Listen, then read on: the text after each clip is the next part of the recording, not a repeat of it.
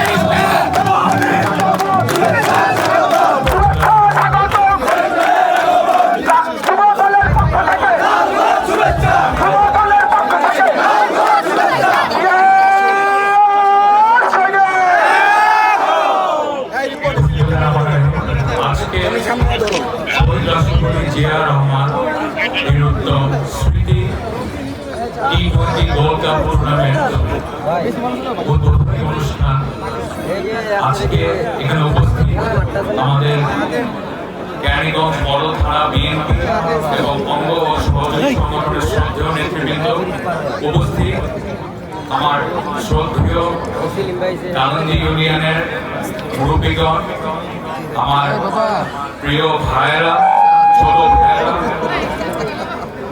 এবং আমার শ্রদ্ধেয় এলাকাবাসী, আপনাদের সবাইকে আসসালামু আলাইকুম। আজকে এখানে আমরা সবাই উপস্থিত হয়েছি আমাদের শহীদ রাষ্ট্রপতি জিয়া রহমান বীরত্ব, যিনি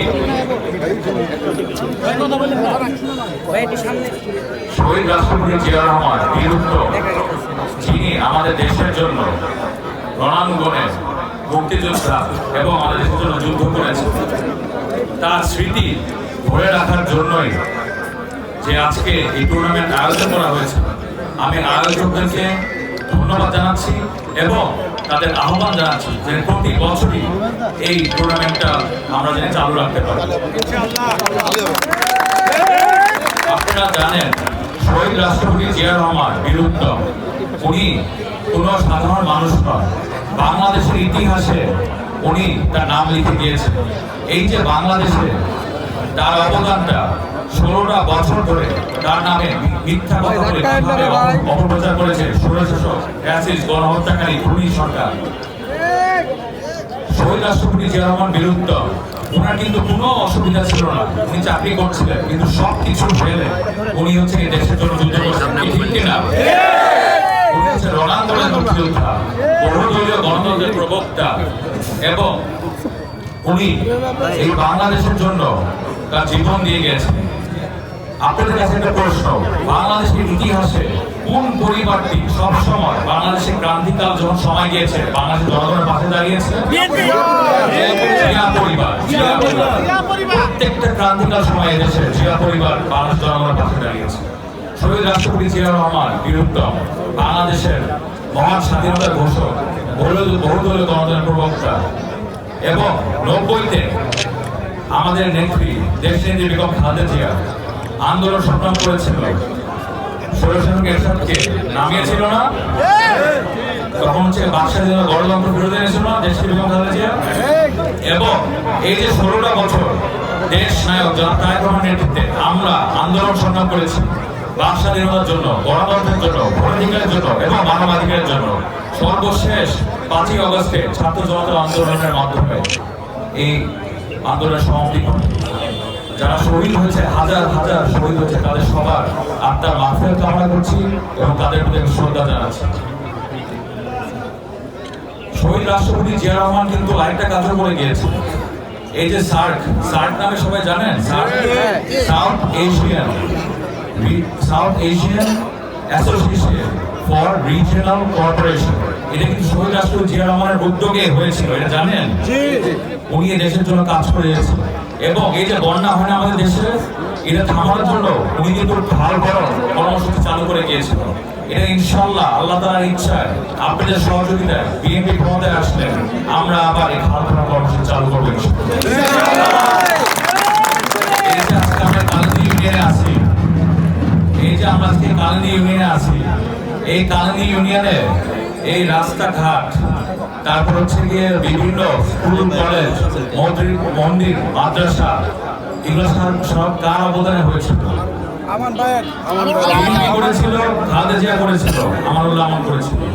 এই যে মাঠটায় আমরা দাঁড়াই আছি ভাইরা, এই মাঠটা এটা কি ভরাট করা ছিল? এই মাঠটা কারা ভরাট করেছে? বিএনপি করেছে, আমানুল্লাহ আমান করেছে, করেছে না? 34 লক্ষ টাকা খরচ করে এই মাঠটা খরচ করে 37 লক্ষ টাকা খরচ করে এই মাঠটা করা হয়েছে। 10 ফিট নিচে ছিল এই মাঠ।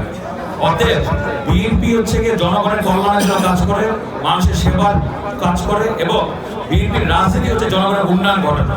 অতএব আপনারা সবাই আমাদেরকে সহযোগিতা করবেন। আমরা জানি এই কালিন্দী ইউনিয়নকে ঢাকা 2 আসন কেরানীগঞ্জকে আরো সুন্দরভাবে সাজাতে পারি, এই জন্য আপনাদের সবার সহযোগিতা প্রয়োজন।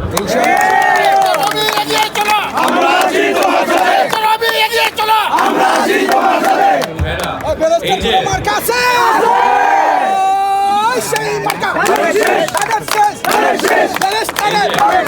আপনাদের জিঞ্জিরা বাবুবাজার ব্রিজ, এখান থেকে আপনাদের ঢাকায় যেতে 5 মিনিট লাগে না? এই ব্রিজটা কারা করেছিল? এটা বিএনপি করেছিল, দেশশ্রী বেগম খালেদা জিয়া করেছিল, ঠিক না? তারপরে যে বলছিলাম মোহাম্মদপুর ব্রিজ, ঢাকায় যেতে কতক্ষণ লাগে? এগুলোতে বেশি কত লাগে? 10 মিনিট লাগে। তো এইগুলো কারা করেছিল? বিএনপি করেছিল, আমানুল্লাহ আমান করেছিল। তারপরে যে ঢাকায় থেকে যে কালিন্দী রাস্তা, এটা যে ঘাট ছিল, ভরাট করেছিল, জানেন? এখানে অনেক যুবকরা আছে যারা হচ্ছে হয়তো এটার ব্যাপারে অবগত নন, কিন্তু এখানে যে খাল ছিল এটা ভরাট করে রাস্তা বানানো হয়েছিল। এগুলো কারা করেছিল? বিএনপি করেছিল, খালেদা জিয়া করেছিল, আমানুল্লাহ আমান করেছিল। এবং এই যে FWC ফ্যামিলি ওয়েলফেয়ার সেন্টার চিকিৎসার জন্য, এটাও কিন্তু বিএনপি আমলে হয়েছিল, খালেদা জিয়া করেছিল, আমানুল্লাহ আমান করেছিল। অতএব বিএনপি মানে উন্নয়ন, বিএনপি মানে হচ্ছে জনগণের উন্নয়ন ঘটানো। এবং সামনে এই যে মাঠে আমরা দাঁড়ায় আছি, এটাকে যুগোপযোগী করার জন্য, আরো আধুনিক করার জন্য আপনাদের সহযোগিতার প্রয়োজন। এবং ইনশাআল্লাহ আল্লাহ তাআলার ইচ্ছায় আমরা দেশ পরিচালনা করে এই মাঠকে আরো আধুনিকরণ করবো আমরা ইনশাআল্লাহ।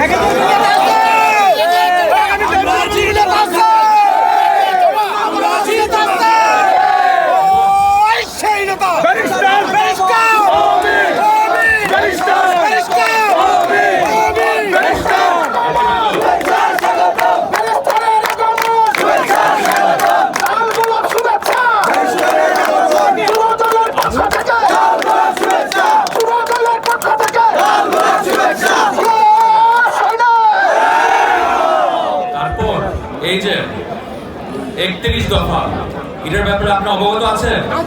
এই যে আজকে সংস্কার নিয়ে কথা বলছে, এই সংস্কারের ব্যাপারে আমাদের নেতা জনাব তারেক রহমান আরো বহু 1 বছর আগে এটা বলেছিল। আমরাও চাই সংস্কার হোক, এবং ইনশাআল্লাহ সংস্কার শেষের দিকে এই বছরের শেষে ইনশাআল্লাহ নির্বাচন হবে, আমাদের প্রধান উপদেষ্টা বলেছে। আপনারা সবাই আমাদের সহযোগিতা করেন, ইনশাআল্লাহ সামনে নির্বাচন আসছে, আল্লাহর ইচ্ছা আপনাদের সহযোগিতায় আমরা ইনশাআল্লাহ এই কেরানীগঞ্জ কালিন্দী ইউনিয়ন ঢাকা 2 আসনকে একটা আধুনিক মডার্ন সিটি করে ছাড়বো।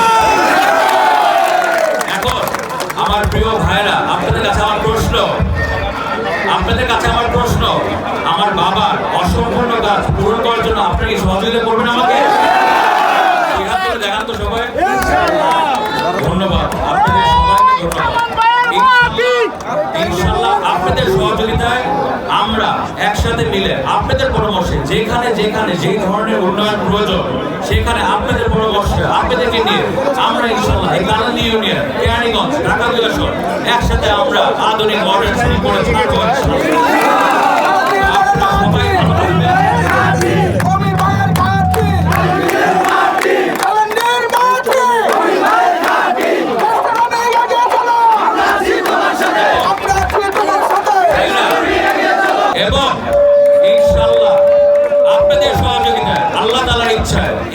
মাঠটাকে আমরা একটা মিনি স্টেডিয়াম করবো ইনশাআল্লাহ। তো আজকে দুই পক্ষ খেলবে, টুর্নামেন্ট শুরু হচ্ছে। সবার জন্য দোয়া হলো, যে জিতবে তার জন্য শুভকামনা রইলো, আর যে হারবে তার জন্য হচ্ছে কি সমবেদনা থাকবে। কিন্তু এটা একটা খেলা, হার জিত থাকে খেলাতে, তাই না ভাইরা? সবাই মিলেমিশে সুন্দরভাবে খেলে, আমরা সবাই উপভোগ করি খেলাটা। আর আমাদের এলাকাবাসী ছোট ভাইয়েরা আপনারা সবাই ভালো থাকবেন, বাসায় সবাইকে আমার সালামটা দিবেন। এবং আজকের এই টুর্নামেন্ট এখানে আমরা উদ্বোধন ঘোষণা করলাম, ঠিক আছে?